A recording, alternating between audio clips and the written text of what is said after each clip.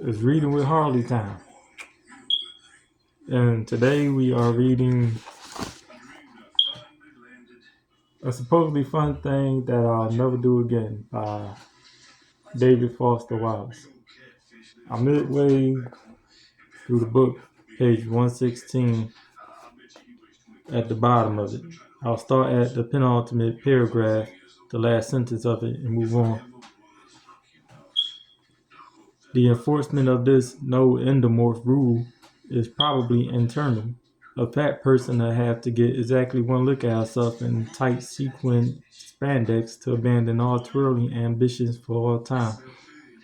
Ironically, it's the botched maneuvers that allow one to see how baton twirling, which to me had always seemed sleight of handish and occult, works in terms of mechanics. It seems to consist not in twirling as so much as sort of spinning the baton on your knuckle while the fingers underneath work and write furiously for some reason, maybe supplying torque. Some serious kinetic force is coming from somewhere, clearly. A sort of attempted sidearm twirl sends a baton Xing out and hitting a big woman's kneecap with a ringing clang, and her husband puts his hand on her shoulder as she sits up very rigid and white, pop-eyed, her mouth a little bloodless hyphen. I miss good old native companion, who's the sort of person who can elicit conversation even from the recently baton struck. A team of 10-year-olds from the Ginger Snap class have little cotton button tails on their costumes' bottoms and rigid paper mache ears, and they can do some serious twirling. A squad of 11-year-olds from Tawanda does an involved routine in tribute to Operation Desert Storm. To most of the acts, there's either a cutesy, ultra-feminine aspect or a stern, butch military one. There's little in between. Starting with the 12-year-olds, one team in black spandex that looks like cheesecake leotards, there is, I'm afraid, a frank sexuality that begins to get uncomfortable. You can already see some of the 16-year-olds out under the basketball hoop doing little warm-up twirls and splits, and they're disturbing enough to make me wish there was a copy of the state's criminal statutes handy and prominent. Also disturbing is that in an empty seat next to me is a gun, a rifle, real looking, with a white wood stock, which who knows whether it's really real or part of the upcoming martial routine or what, that's been sitting here ownerless ever since the competition started. Oddly, it's the cutesy feminine routines that result in the really serious casualties.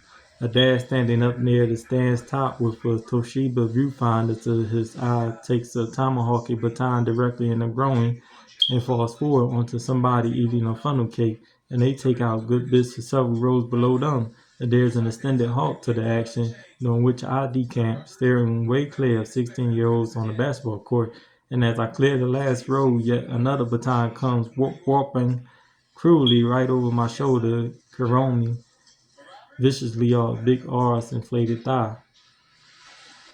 Now, I'm not sure if I pronounced Carom right, so I'm going to look it up and pause the video while I do and come back with the conclusion.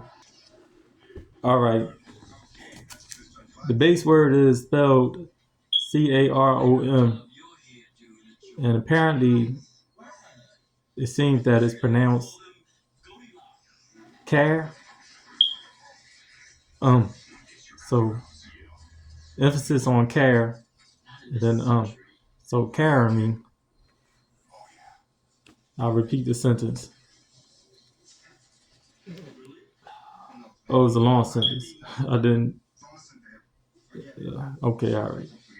A dad standing up near the stand's top with a Toshiba viewfinder to his eye takes the tomahawk baton directly in the groin and falls forward onto somebody eating a funnel cake, and they take out good bits of several rows below them, and there is an extended halt to the action during which I decamp, steering way clear of the 16-year-olds on the basketball court, and as I clear the last row, yet another baton comes warping cruelly right over my shoulder, caroming viciously off Big R's inflated thigh. So the word of the day is Carom. Used in this context, it was used Carom. And its definition, Carom is a noun, a collision followed by a rebound, a shot in billiards in which the cue ball successively strikes two other balls, also called billiard.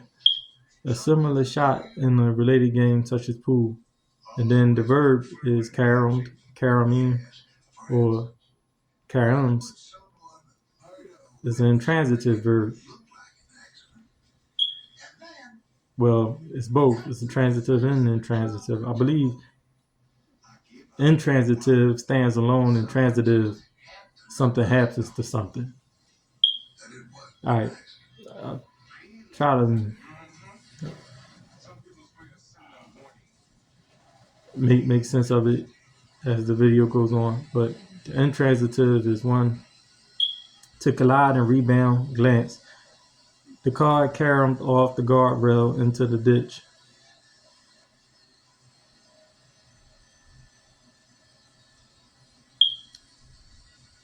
So,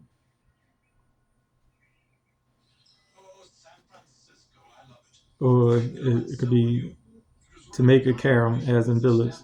And the transitive is to cause a carom, to cause to carom. The intransitive, the car caromed off the guardrail into the ditch. It could stand alone because off the guardrail and into the ditch are both like adjectival or adverbial phrases. They add to carom, to cause to carom. They don't have a sentence example, but I'm going to try to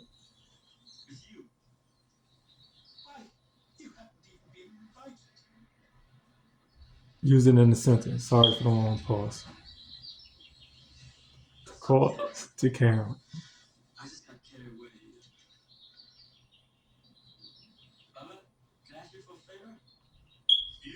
A collision followed by a rebound.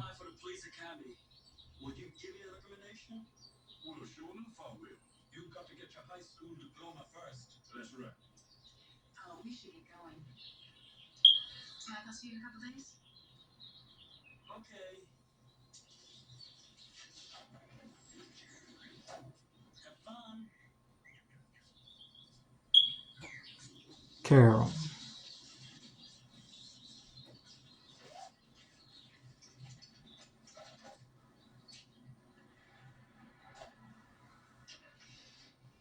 So in pool,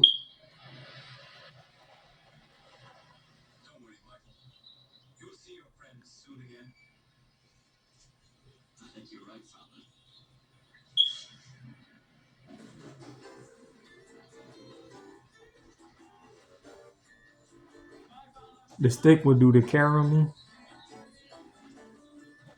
The strike of the stick would do the caroming. So make up a name, use my name.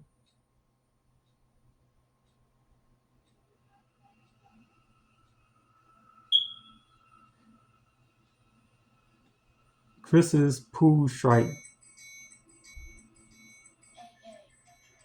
caromed the cue ball off the 8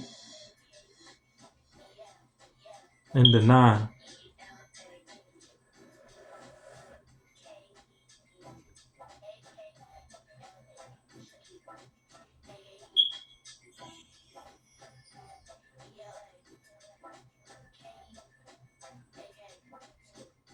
Yeah, I think that's right. I'm not sure, but that's in the video. If y'all better use, please write in the comments.